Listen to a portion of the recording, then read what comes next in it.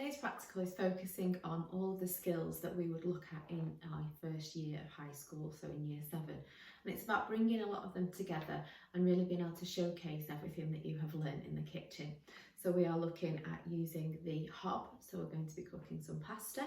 We are going to be doing a lot of our knife skills, but we're also looking at the nutrition side of the food and making sure that we're creating a really balanced meal. If you haven't bought grated cheese, you're also going to have a little bit of an opportunity to demonstrate use of a cheese grater as well. And we're going to have the health and safety with using the knives, and obviously we'll have boiling water with the pasta too. The first thing to go through, obviously your hygiene. If this was something that was being done in lesson, this would be an assessed practical, so we will be looking at how well you are dealing with your hygiene before you start cooking, with your personal and your kitchen hygiene. So once that's done, we're going to pop the pasta on first of all. So what you want to do is pop your pasta into a pan. We have looked at using the hob for melting so far, so this is something new, but the hob you should have some confidence with now.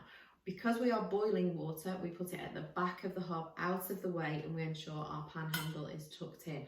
That just means there'll be no splashing, and if you're catching that pan handle, there's nowhere really for it to go. It would hit the work surface. Obviously there'd be a bit of spillage, but you'd be far away from it if that was to happen. Whereas if the pan handle is hanging over the edge on here, that can be the full flip of the pan, which is full of boiling water, which obviously will not end well at all and risk of scalding. So I'm going to just bring this to the boil today just because there's no rush, but you can boil water and pop the pasta directly into boiling water if you want to.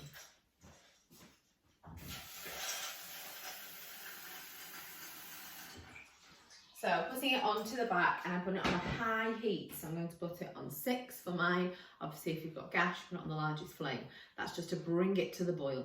Once it's actively boiling, so lots and lots of bubbles, then we turn it down to a 2 or a low heat so it simmers, and that just ensures that the water doesn't evaporate away and the pasta ends up sticking to the bottom of the pan. That just keeps it on a very low rolling boil so that pasta can stay at that high temperature, so that the pasta can cook without all the water evaporating. So what we're going to do first of all is we're going to prepare our ingredients. So today it's all about you. It's what you want to put in it. The biggest outcome for today, one is obviously to demonstrate all of the skills that you've learned in year 7, but also to ensure that you are presenting a food which is colourful and bright and stands out and has got some innovative designs, imagination being used in the way in which you present it. So lots and lots of colour, lots of bright, vibrant vegetables and salad vegetables being used. I have chosen tomatoes for the red, then I've gone for a yellow pepper. I've got the spring onions, obviously, which got a little bit of white. I've got cucumber for green. I'm also using an avocado, which is a more of a creamy, minty green as a good colour. I've got the cheese. I'm using chicken, but again, any proteins. You can do tuna, you could do prawns, you could do ham, you could do strips of like the pulled pork. It's all just got to be cooked, okay? We're not looking at raw food until year 8. I've also got some olives. Biggest thing to look at as well is salad dressing. Just choose one that your family like. Oil-based dressings really help us to absorb nutrients. If you add a good fat, even an avocado, actually, avocados are good fat as well. These two being added, so if someone ever says to you, you've put too much salad dressing on there, the fat with the combination of you eating and breaking down the vegetables actually helps absorb some of the vitamins. So it's actually quite a good thing as long as you're using vegetable fats which are unsaturated. So also cheese, I'm adding in there just as a bit of calcium. I've chosen a Caesar, so I'm using Parmesan just to really go with that theme, but I have got some grated cheese as well.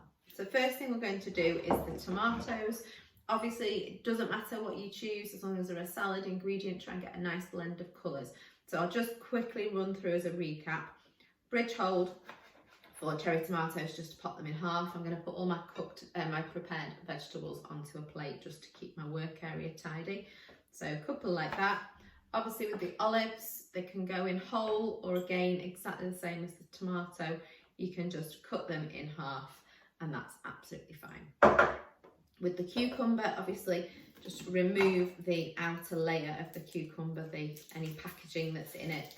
And then it's up to you. You can either use claw grip and just pop it into thin circles, like so. or you could do chunkier ones and then use bridge hold and quarter them, and then you can put the chunky pieces of cucumber in. Again, this is all about you. This is about you showcasing your skills. It's about you putting your independence onto the dish and creating something the way that you wish to. As long as you're using your bridge hold and claw grip, you prepare yours as you see fit, and then obviously I'd love to see photographs of that food at the end. So I'm going to put mine into some chunks. Again, I will prepare most of it off camera. Spring onion, just get that outer leaf, remove it. If you've got a waste bowl or a colander, do that just to keep your area tidy. And then we're going to cut until it goes squishy and hollow, and then we'll discard that part. So I'm going to cut mine on an angle today, just for a little bit of difference. So I'm going to get like long strips rather than little circles. So again, it is still claw grip. I'm just moving my finger back slowly with each cut, discarding the leaf at the top. Pepper, bridge hold, straight the way through the stalk. You can go all the way around it. And then we put our hand in and pull that away so that you are left just with the flesh.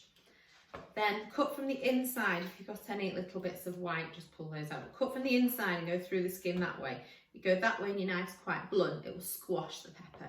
This gives a neater cut. So I'm going to put mine in strips just to mix it up, because most of mine is diced at the moment. So I have long, thin strips of pepper. That into there. And then finally, my avocado. So the avocado has a huge stone in the centre. And the thing with an avocado, you've got to squeeze it. If it's rock hard, obviously it's still not ripe. If it's got a little bit of give in it, then it is ripe. But if it's left too long, it can be brown on the inside, but you won't know until you cut it in half. Obviously, that is absolutely perfect. That's a nice ripe avocado. With the stone may be quite loose like mine is. If it's not, actually saw into it and then you just twist the knife around to loosen the stone. If it's ripe, you should also be able to peel away the skin to leave you with just the avocado flesh. So the skin should come away quite easily. This one's breaking up a little bit. It's not ideal. Normally they will peel off a little bit easier in one piece than this. But I'm keeping it almost whole. Okay, so that's the avocado. If you've got a little bit of where the root was, you just need to cut that tiny bit off. And then you're just going to cut it into strips or dices, again, claw grip, all the way through. Now, avocado, do this last. Avocado is one of those vegetables that has an enzymic browning quality to it, which means that the enzymes inside the avocado react when it's exposed to oxygen, and that starts to make it go brown, a little bit like if you've eaten an apple and left the apple core will start to go brown. Learn a little bit about it if you did the fruit salad. So just do that last, because that will go brown quite quickly. You want to be able to just prepare avocado just before you're eating it. If you want to eat it later on, squeeze a little bit of lemon juice onto it. So as long as there's a bit of acid in it, the acid will stop that enzyme browning process. So now I've got all my vegetables prepared. I'm going to finish the rest off camera, and then I'll come back to you to prepare the chicken, which is cooked, do the cheese, and then we'll bring it all together when we drain the pasta. Now that the cell vegetables are all prepared and ready, I'm going to just slice and dice the chicken. So I'm just using some cooked chicken fillets, mini fillets. As I said before, you can use any protein. So you can do cooked fish, or you could do cooked meats. What I'm going to do is just slice them into bite-sized pieces. So the idea is with this pasta salad that it can just be eaten on the go. It can be eaten just with a fork. So everything is in bite-sized pieces, so that for a little bit of ease. So I've just sliced across each of these using claw grip. This is cooked meat, so it can be prepared on the same board as the salad vegetables. But once that's all been cut into smaller, manageable pieces, that can also be set to one side. So I'm using Parmesan, which is obviously already grated, but just to recap on the grater, with cheese you're tending to use the larger grate. You can use the slightly smaller one, it's just a little bit more time consuming, and it just gets a smaller grate with the cheese. and we're going to just grate downwards, and you want to hold it in such a way that your hand is quite flat, a little bit like feeding a horse, just to keep your fingers away from the grate, because it's quite a blunt knife or blunt object, so it could give you quite a nasty cut because it would just take a chunk rather than cutting your finger. So it's just about using the flat of your hand so that you can grate that cheese. Once that cheese is done, make sure it's all gone from the outside. You've got that, got this, got the salad dressing, so we're just waiting now on the pasta. So in a couple more minutes, I've turned it down to 2. It's been on about 10 minutes, so 2 more minutes, and I'll come back to you and show you how to drain that safely and then combine and make your pasta salad. Now that the pasta is ready to be drained, what I've done to check the pasta is ready is I've just taken a piece of pasta out, and then all you need to do is you can cut it in half. Obviously, there's a bit of a theory about spaghetti that if you throw it to the wall, it will stick on the wall. I wouldn't recommend doing that. I'm not sure people at home would appreciate that. But what you can do is cut it in half, and what you would see is there's still a heavy white line through the centre if all of the water hasn't started to be absorbed into the pasta to cook it. So if there is still a white line through the centre, just give it a couple more minutes. Mine is fine, it's cooked all the way through. So what I'm going to do now, colander, I'm going to put that into the sink. I don't want to be holding it because I'm going to pour boiling water through it. So I want to stand back from the water as I'm pouring it. Even though it's got a handle on it, that's great for moving around. You don't want to hold the colander and pour boiling water through it because this hand is at risk of scalding. So I turn off my cooker, turn the hob off, and then I'm going to take this to the sink to drain.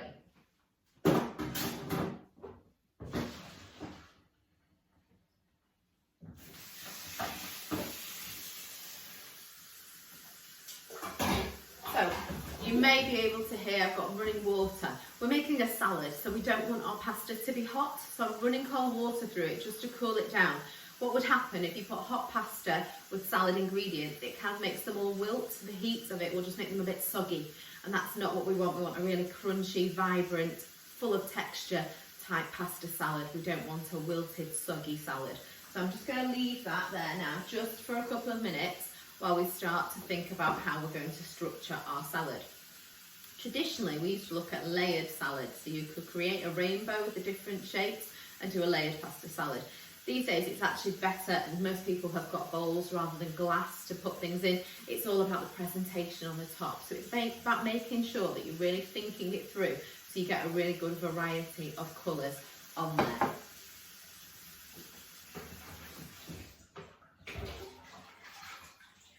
So now that my pasta is drained, what I'm going to do, the pasta is probably the dullest ingredient, but obviously it's providing us with energy, it's our carbohydrate. So I'm going to put that a little bit along the bottom. And then, because it's at the bottom, it may not get the salad dressing if I just poured it over the top. So I'm just going to add a little drizzle of the salad dressing to the bottom, and then add some of the ingredients. And then I'm going to put a little bit more pasta in so that it's all layered through. You want to be able to see the pasta on the top, but not loads, so I can put some on the bottom. So I can just get a little bit of a handful of each of the ingredients, spread those around, and then I can do a second layer, which will be what will be more visible. So that can be popped across there. So you can see, I've got one nice colourful layer on there, a little bit of the grated cheese in the centre, because I'm going to put the parmesan over the top. And I'm going to leave the chicken just to be on the top layer, because obviously you want to be able to make sure that everybody gets an even distribution of that. So then I'm going to add some more pasta over the top of there. Just a piece. A little bit more of the salad dressing, just to drizzle as a base, and then obviously I will put some over the top as well. And then this is where everything's visible. So if you can pop the chicken or your meat on to start with, make sure that's all spread around evenly, and then you can start to really add these colours to make the dish really pop, so you can see lots and lots of vibrance, lots of rainbow type colours in there, because obviously if we're eating a rainbow of fruits and vegetables each day, it means we're getting all of our water soluble vitamins, which we need because our body can't actually absorb them.